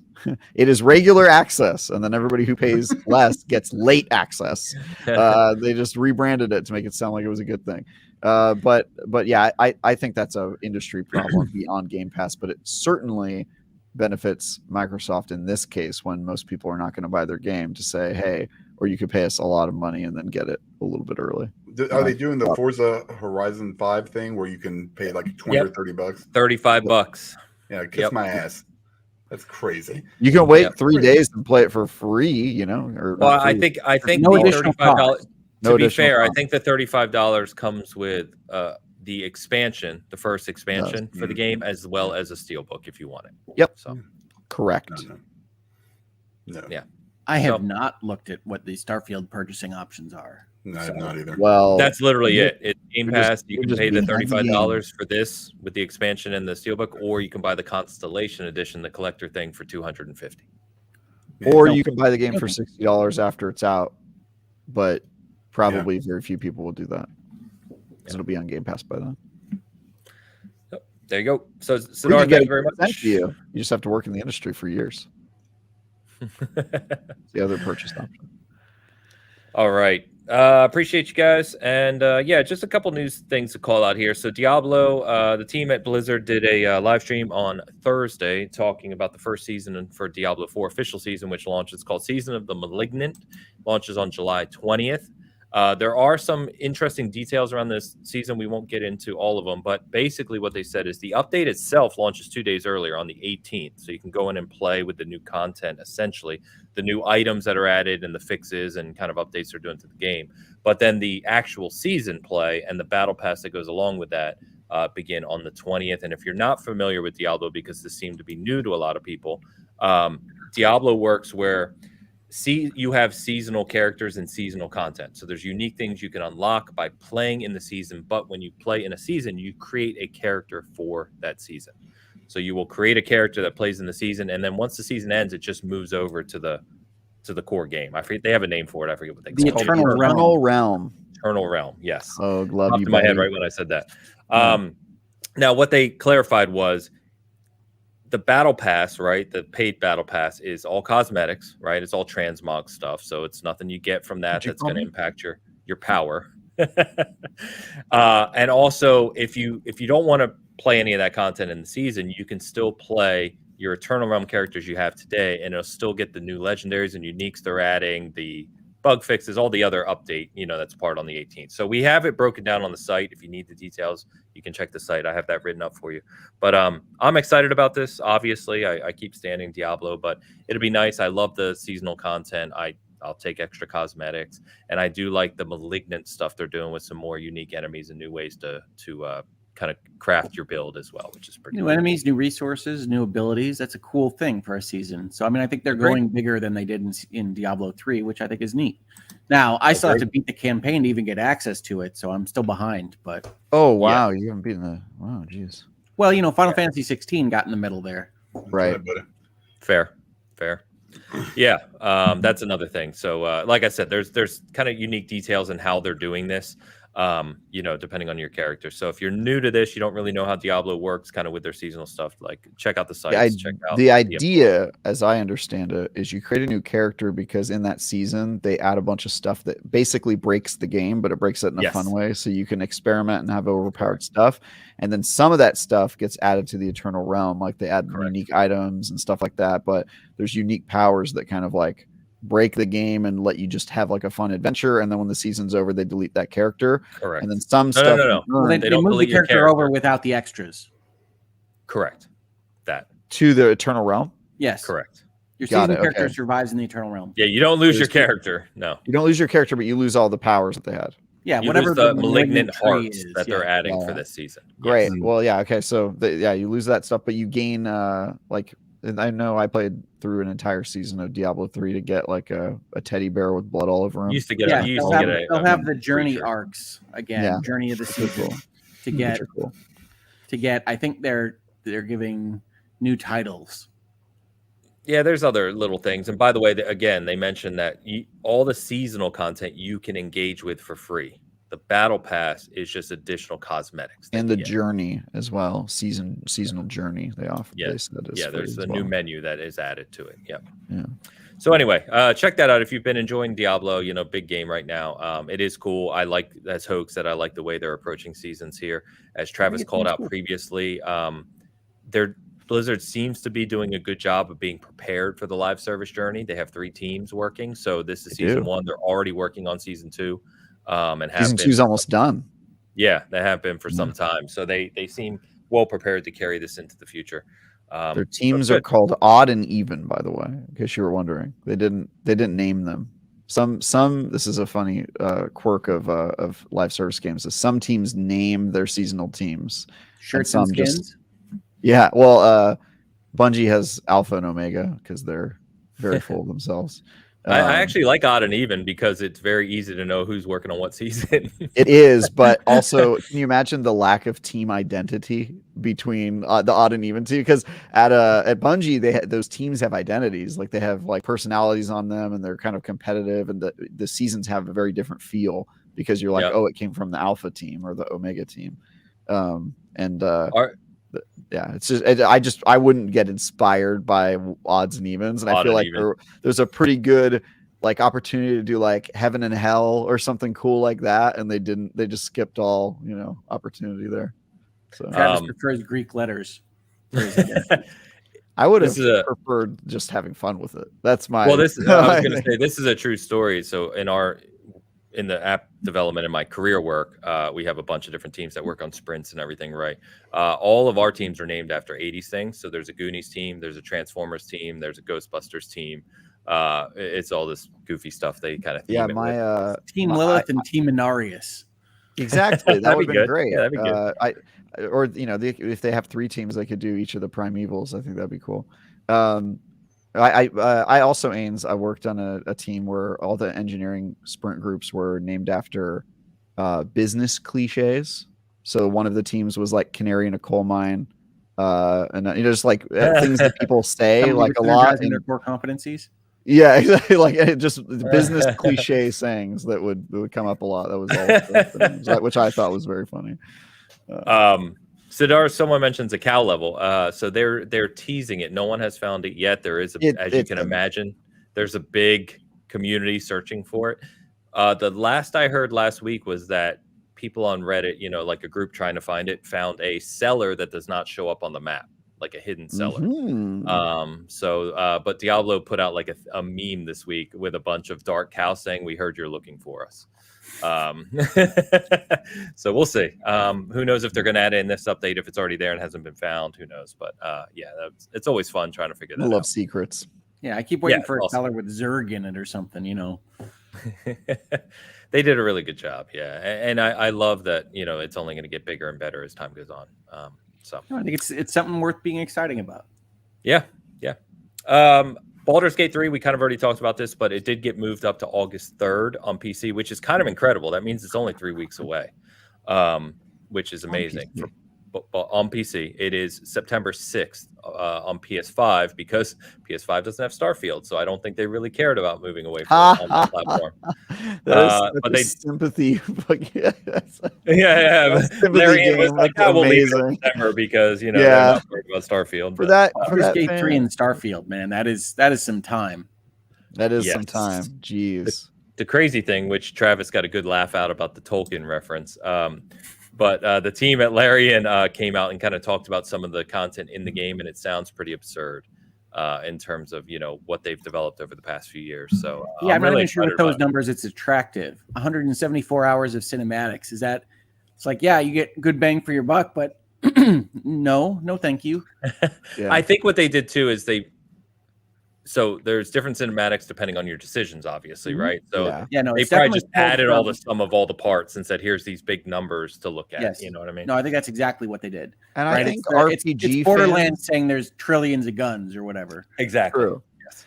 And I think RPG fans do like that, Hogue. I get that you are at a point in your life, but like there's a lot of people who are 174 hours in story and they go like, oh yeah, like why not make it an even 200? Let's come on. I've got needs. Larry. Like Final Fantasy 16 has like 22 hours of cinematics or something like that, and you can still see in the reviews they're like there's too many cinematics, and I don't agree, but you get that feeling when you're watching so many things. Yeah. But it is going to be a huge game. By the way, a super chat popped up. I'm sorry. When everything crashed, like I lost Hogue's stream live here, which I got to pull back up. But I do have a super chat from Debbie W asking about Diablo. So before we continue on, I want to get this one answered. Yeah, Debbie with the $10. Thank you very much. Does the Kanai's Cube replacement function the same as it does in Diablo 3? If you add powers to it with a seasonal character, they transfer over at the end of the season? So no, there's not a direct equivalent to Kanai's Cube in D4 currently. And I think we covered the second question, which is if you add powers with a seasonal character, do they transfer over at end of the season? No. So the power that they're adding in the season for Diablo 4, Aged hearts. is this hearts thing, which basically function as gems, a replacement for gems. They sock it into your equipment, but they add new, basically like legendary affixes, if you will. So you can, as Travis rightly said, their theme with it is to break the game and allow players to just become ridiculously overpowered and have fun with it, which is cool. But once the season ends, the hearts will go away. What they did say is, as they do these seasons, that sounds like an 80s love song. When the season ends, the hearts will go away. They did say that there is a balance they're trying to walk where they start to add things that players really have fun with, right? In the seasons, that they're going to create some equivalent of that for the main game long term for the Eternal Realm. Yeah, it's the Path of the Exile framework. It's like you do weird stuff during the season, and then sometimes bowling gets added. Yeah, exactly. So I hope that makes sense. It was kind of, they talked through it pretty extensively on the live stream if you missed it. But you know, they're trying to make it as clear as possible, even though it's kind of confusing at times. So, all right. Thank you for that, Debbie. Appreciate it. I hope we answered your question. All right. On Baldur's Gate 3, there was something else I was going to say about it. Damn it. Bestiality. I don't think that's it. For or against it. But I think that, you know, for kind of, when you think about kind of big, expansive, hardcore kind of Western RPGs, this is looking like one of the best ones in a long time. So I'm pretty pumped. I've totally forgot because early access came out so long ago for this game. I bought it nearly like 2 years ago that I already own it. So I'm excited to jump into this for sure. Is this one of the games that was paid to not be on Xbox? Is that one of the? No, that's what I wanted to mention. Thank you. No, it is coming to Xbox. Okay. Larian said there is no exclusivity deal. They clarified that a little while ago. Basically, what they said is they were just finalizing some of the optimization within their engine to make it run properly on Series X and S together. So it will be coming to Xbox in the near term. They're already working on it. They just don't have a release date currently. So probably next year. I heard. Also, Yeah, well, I I think they said they're targeting by the end of the year, but they haven't kind of confirmed that. Also, correct me if I'm wrong, but I think in the past companies have said there's no exclusivity deal, meaning, and they've like kind of danced around the fact that there were timed exclusivity deals, you know? So there's like a 6-month wait. I know that they have in the past that doesn't apply here. You think so? No, they were super clear about it. I don't have it in front of me, but no, they did, yeah, for sure. I saw it too. They came out and talked about it. Yeah. Okay. I think they were having just issues with the X and S. You know, getting it. It's two separate platforms. Yeah. Well, yes, yeah. You have the forced parity on Microsoft side, so they have to run on both. And I think they were just having a few little issues with that, and they're going to have it out probably by the end of the year. I think is what they said. That's what they said is they're targeting. Yeah. So hopefully not too long for Xbox players. But I mean, like we said, you've got Starfield on the Xbox side in September. So play that for months and then you'll have Baldur's Gate 3. I'll be playing on PC regardless. I think that's top-down RPGs. Come on. PC. Yeah, I mean, I think they've got it down to make them console games after the Divinity series. So I don't think anybody should be worried about playing it on consoles. Yeah. I don't know. To me, the Divinity games were kind of irritating on console. No. Really? Come on. I love it. Meanwhile, there's many who plays on PC with a controller. See, I have no Chaos. PC to run it, so chaos. I will be playing. I see now the Certainly I don't blame anybody for playing it on PC. I beat both on console, so I could do couch co-op. That's something you can't get on PC. But cannot tell you, man, that moving that cursor around, how many times your character ends up standing in acid or something for 14 rounds, and you're like, God damn it, this controller, you know, this is not the right input for that game, I think. But see, I saw it come out. I'll get it for the console. I'll get it for PlayStation, but now I'm kind of teetering on which one to play first. Like, do I play Starfield or Baldur's Gate? You're going to play Starfield first because it comes out first. It comes out at the same time. Well, I mean, it's like it's same time from here in July. I think he's saying Starfield comes out PS5 first. PS5, like no, yeah. He's talking about PS5 version of versus Baldur's Gate Starfield, 3, which comes out the same day as Starfield. Right. Yeah. Makes same sense. day. The PS5 version of. I mean, if you're Baldur's not Gate playing 3, Starfield on the day it comes out, you're gonna feel like you're living on a different planet. Because people are already going to have played and you're gonna have all the video clips for nice. You're already going to see all the clips and highlights and impressions from Baldur's Gate all that stuff in August. I mean, but you're going to see it anyway. It's the internet. You know, you can't. I think you overestimate. Your kids are going to talk to you about it. They're going to be like, Dan, you haven't played this game. I ain't worried about it. I'm not worried about it. So what I will say about Baldur's Gate, if you haven't played it, and by the way, Siddharth asks, is Baldur's Gate much different from Divinity? So I would say, kind of, similar mechanics in that sense. But I think, like, if you're not familiar with Baldur's Gate 3 and why people are excited for it, this is a very kind of in-depth Western RPG. A lot of conversations, a lot of item management, depth of character creation and relationship building. So if those are your things, definitely look into this game. If you're someone who doesn't like to if you're more of a Final Fantasy 16 player versus a inventory relationship management player, then you probably won't enjoy Baldur's Gate 3. If you liked Wasteland 3 and you want it on steroids, then this is probably what you want. I think Larian's much better writers than 100%. Yeah, that's what I mean. Like, it's just going to be like that, but way, way better. You know, and I enjoyed Wasteland 3, to be honest with you. But Wasteland 3 is awesome. Yeah, I think it's great. So, super underrated game. I agree. My camera froze again. Good God. This time you do not have smolder. You look gross. It looks like he's chipmunking something. Yep. Appreciate you. Oh man. Oh my God. I don't know what is going on today. Some shows it's not a problem. Other shows like this, they've freeze multiple times. Who knows? Anyway, so that's Baldur's Gate 3. So check that out if you're interested. We do have a preview up of Baldur's Gate 3 from a little while ago where I talk about kind of the story, the main characters and stuff. So you can check that out if you want to. I've seen nothing of Baldur's Gate 3, by the way. Every time they show it, I'm like, oh, that's a million years away. So I'm excited to go in completely blind. The only thing I've seen is that 10-second clip of the bear. That's really all I've seen.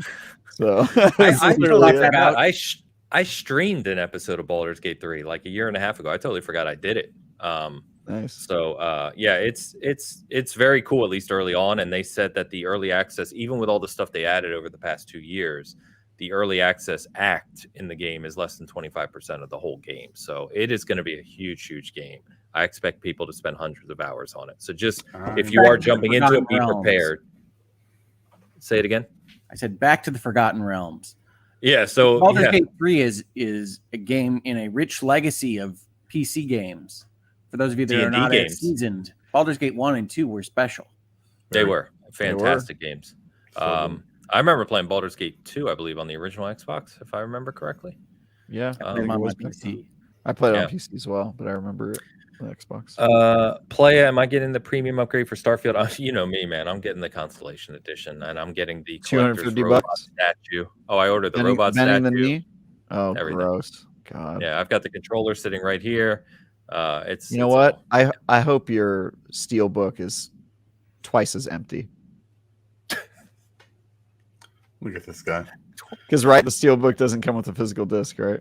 Look at that. Yeah.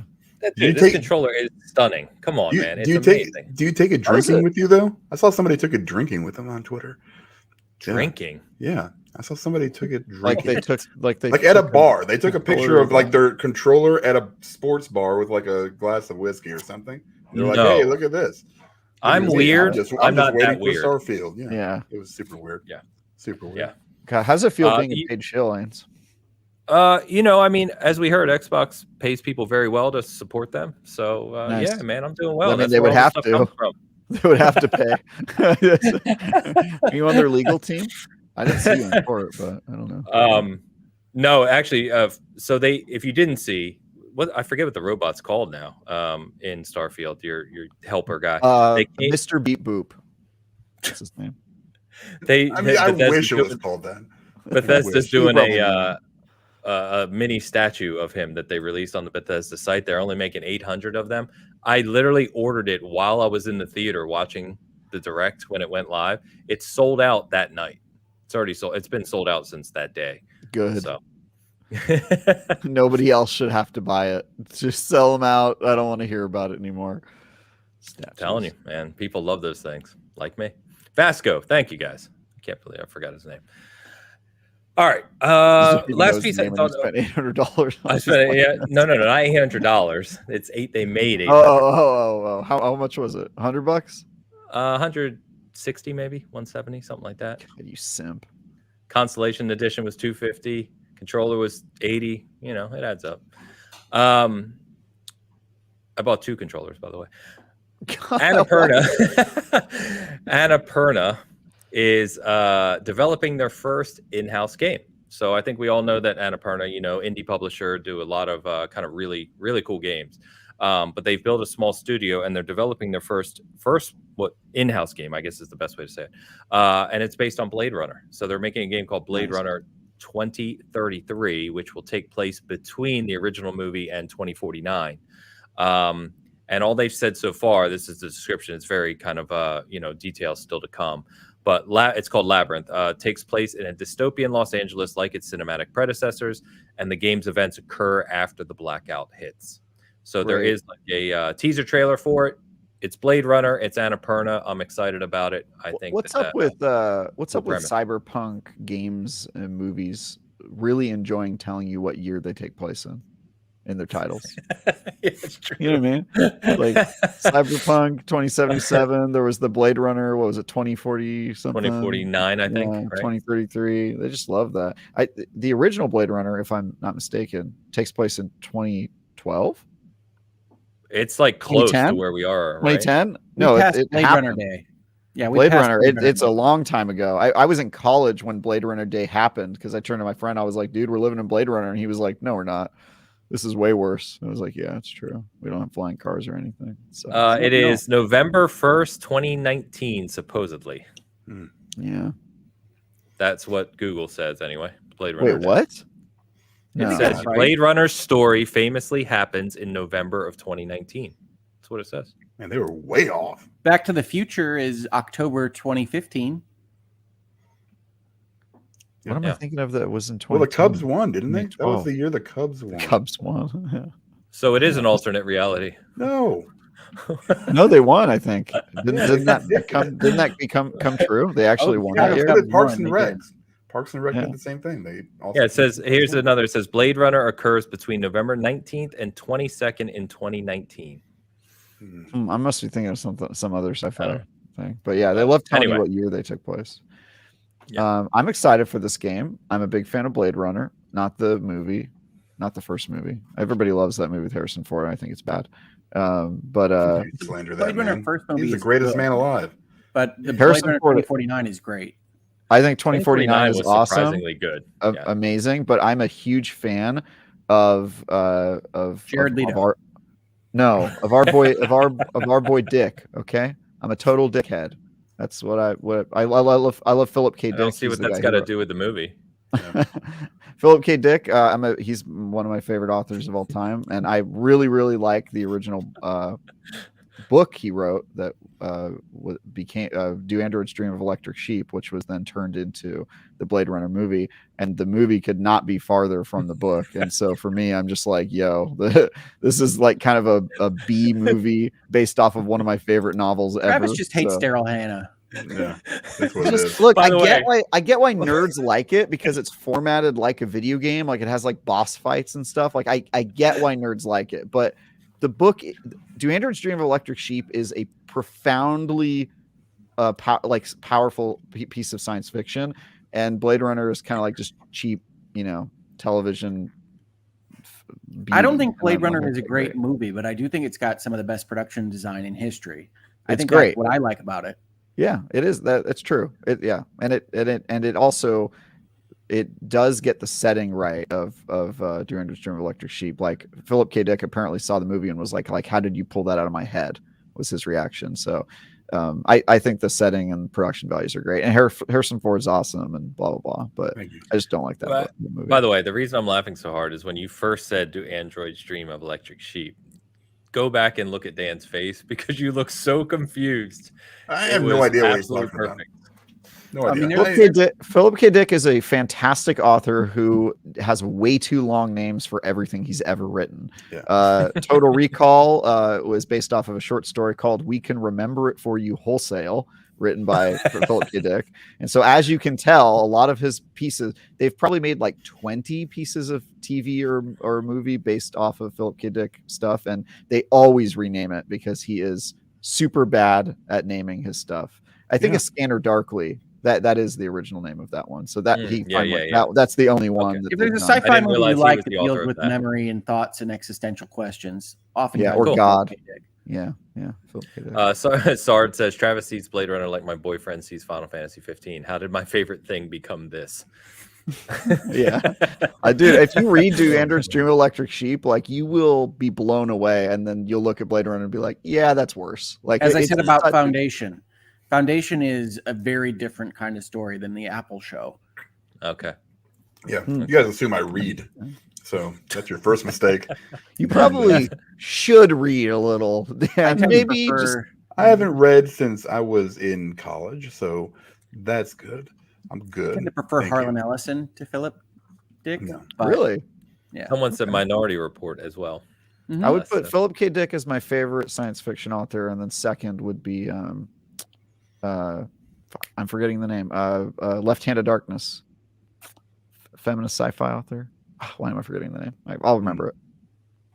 I think you're Lieutenant making it Darkness. up as you I think go. Yeah, I after really that, it's gonna think be he like is. Ray Bradbury Roger Zelazny. That's the only one I know. and maybe Robert Heinlein. Timothy Zahn. Timothy Zahn Zahn is is good, a good but- author. Yeah, I know. That's why it says it. That's probably the last books I read. It was like Ursula Le Guin. Oh, thank you. Whoever Ursula wrote Le that. Guin. I was gonna remember it. Feminist sci-fi for Ursula Le Guin. Yes, she's amazing. Yeah, I think I read all of Earthsea back in the day. Yeah, it's good. You guys should read. I read this morning. I'm currently read. I'm reading the. I like Thomas Zane as a choice, the fictional author from Alan Wake. Yes, nice job, shoot. Hey, his works include Alan Wake and his entire life, apparently, maybe, or the reverse. Yeah, yeah, or the reverse. Yeah, that's true. That is true. What do you think it is? Do you guys? Can we get deep into Alan Wake lore right now? At some point, we should do a whole show where we just analyze the blackboard from Quantum Break. Talks about Quantum Alan Break. Wake. Yeah, because I think Alan Wake is a real person, but I think everything you play as in Alan Wake 1 is not the real Alan Wake. I think it's Mr. Scratch, as he's sometimes referred to. Like he's a piece of scratch paper written by the real Alan Wake who's in the lake the whole time. Am I crazy? He's not referred to as Mr. Scratch. He's referred to as Mr. That's true. Yeah, but he's Mr. Scratch on paper. And then when you say it, your voice just scratches out, apparently. So it sounds like we should play Alan Wake 2 later this year and then have an Alan Wake cast where we discuss I would love that. I'm deep in Alan Wake lore. Some of the best writing in video gaming. And if AlanAke 2 is remotely as good, it's going to be fantastic. Yeah. And none of us put it on our Game of the Year list. Of course we didn't. It's not. It just isn't. I'm sorry. It comes out too late in the game. The stakes are too high. Oh, I would love for Alan Wake 2 to be nominated. First of all, because I would love for it to be that kind of experience, that it's worthy of nomination. Right. But we also didn't put Armored Core 6. That's kind of crazy. You didn't put almost put that as game on your listings. I know. I almost put it instead of Final Fantasy 16, but I just think Final Fantasy 16 is too big of a name. I have a prediction that all of our lists are going to be like wildly inaccurate because I think there's a really big recency bias. The closer you release to the Game Awards, the more likely to get nominated. And so I think Starfield will be there, but I think a lot of the stuff we mentioned from the first half of the year is going to be completely forgotten about. That's my theory. It's going to be like a lot of games that came out at the end of the year. not with stuff like Final Fantasy and Zelda. Well, I think Alan Wake and Diablo Zelda are great sons. Yeah. We'll see. So yeah, we can do that. We'll have a Alan Wake cast later this year at some time once we get through Alan Wake 2, which who knows with all these games when that'll be, but we'll figure it out.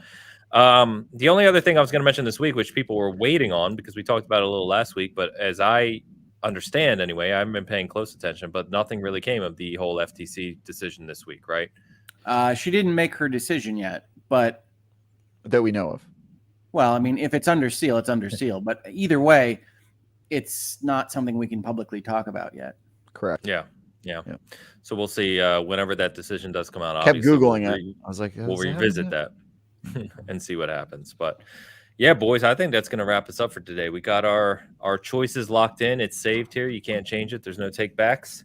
Either way, I think we kind of all are winners here in the sense of this year is absurd. And did you say Hollow Knight is a potential takeback? Except for that one, yes. If anyone wants to replace a game with Silk Song, depending on a release date. But remember, it would have to release by October to be included, right? I don't see that happening. It's July. Yeah, I think it's the January, February game, probably. Yeah, I don't think it's going to happen. So anyway, and honestly, right, if you're the makers of Silk Song, even though you have a lot of people anticipating that game, with this list of games coming out, why wouldn't you just wait till January or whenever would be best for them? It just makes sense because games are going to get lost. Your studio anymore until if you don't start selling copies of your game. That's the only reason I can think of. Yeah, and I would like to think they're not in that place, but especially remember that Silk Song has a Game Pass deal too. It's launching on Game Pass, so they have that guaranteed money. Microsoft money. Yeah. Anyway, it's been a good show, guys. Thank you. Despite a light week, we had fun with it. I'm super pumped about all these games. I even until writing this, obviously I knew Remnant 2 was coming in a couple weeks, but it didn't actually hit me that Baldur's Gate was only 3 weeks away. That's just nuts to me. And like Travis, you said, we have a From Software game releasing next month too. which is just nuts. Mhm. So pumped, absolutely I pumped. The didn't problem even with know about that. if until I'm this reviewing show. Starfield, I'll probably have Starfield though by the time Armored Core 6 releases, so that's gonna I have to wouldn't wait count on it. as well. You Apparently think that's that gonna be one game's that coming in hot? Dude, Dude, but that's by all accounts, it's coming in like a week before the game comes out. That's insane. yeah, how Yeah. there's no way reviews get done then. They're gonna have to, well, I mean, some people will just throw a score on it, of course, but I mean a real review, like there's no way you're gonna review Starfield in 30, 40 hours. If Just I not. were to review Starfield, and I'm not saying that I would, but if I did get review Starfield, it would be because we got the code a week before the game comes out, and they were like, Travis, you're the only person who could go goblin mode enough to review this game. And that's the only way I would get to review that game, is if it comes in so hot that they're like, who do we know who has no loved ones or any responsibilities? And then they would turn to me. Yeah. By the way, I do like that every week you say you have no loved ones as you got engaged like 6 months ago. She doesn't love me. It's purely political. Oh yeah, Yeah. it's all the clout you can get Yeah. from an IGN reporter. Yeah. Well, no, she's just, she, you know, her family and my family were going to kill each other, and, you know, it was a political arrangement. Yeah. So, you know, You we're make stronger do. together. It's an alliance. Yeah. You're the dominant of fire. Yeah. Yeah. That's right. I don't really have much to speak about on this week. I did not get to the headset review last week of the Maxwells. I'm going to do that this week, so I'll get to that. So keep an eye for that. Like I said, if you want to know more details about Diablo season, we have that up for you. And our Final Fantasy 16 review is late because of just the sheer length of the game and the time our reviewer put in. But his thoughts are up on that as well. He really enjoyed it. So other than that, but Travis, what do you got, man? Anything you want to shout out? Yeah, I've got my review of Everybody Wants to Switch. You can see on IGN.com. This week, I'm going to have another game that's going to get added to the pile of terrible games that IGN's made me play. I can't say what that game is, but it's bad. And then next week, I'm going to start reviewing Remnant 2, so you can check that out. I also have a whole bunch of previews that I think you should check out. I think I have 6 going live in the next 2 weeks. One of them went live on Friday, which is a preview of a game called My Friendly Neighborhood, which answers the very important question, what would Resident Evil look like if it happened on Sesame Street? And so you end up getting attacked by evil Muppets on a Sesame Street like set, and an evil Big Bird and Grouch, and it's a very strange game. I think that comes out next week, but you can read my thoughts on it. I played most of the game by this point. His name's Oscar. Oscar, yeah, the Grouch guy. Well, they give a different name for him in this. Was it Just Larry like or something? Ray? He's got like some garbage name. Anyway, so yeah. Apologies getting to be named Ray. Travis is pulling his shovel out as always. He always has the shovel like in his back pocket, just ready to go. I'm sorry. If your name is Ray, if you go by Ray, your odds of being a plumber or a garbage man increase by 90%. That's all I'm saying. Okay? What's wrong with plumbers or garbage men? There's nothing wrong with it. I'm just saying your odds of being a trash human, like a waste human, I don't know if there's a better way to describe it, go up. That's all I'm saying. I think that's the end of the episode. It's at this point, Season Gaming, who does not have lawyer representation, says Season Gaming does not condone the thoughts or comments of. Oh boy! All right. Well, the thoughts of Tie Guy Travis are not the thoughts of anyone else ever. Ever. Yeah, I like the ever at the end. Look, I'd rather be original than boring. And you know what? This is legal advice.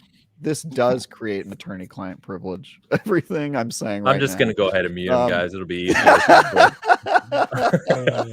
don't respect laws. Do whatever you want. All right. Anyway, yeah, you can read all my stuff on IGN.com and follow me on Twitter or Threads or wherever we're going in this post-apocalyptic world. And yeah, thanks, guys. All right. By the way, we got a very late super chat just now. Not thankfully related to any of the comments Travis just made. But Rob comes in and asks us, can you lock in your final guess on the percentage outcome of the PI ruling for FTC versus ABK? So I wouldn't say percentage, guys. Let's go ahead. Injunction granted or not granted? Yeah, that's the percentage. I mean, so but I just yes or no. I've discussed this last week. It hasn't changed, obviously, since nobody's done anything. But I lean towards no PI. I know Travis leans towards the PI being issued. I wouldn't put anything at a percentage because we're really just living in the brain of one human being now. If I put it in a percentage, it would be 50-50. I think. Yeah, I mean it's like that. It's like I tilt towards no PI. Travis tilts towards there being PI, but I think we're both on. You're pretty much in coin flip land. Yep. And I don't care whatsoever. I'm just going to say granted because I can pick. Because this is not real life. Doesn't matter. You're going to say granted? Like the injunction granted. Yeah, I think so, probably. But 50-50 would be my percentage.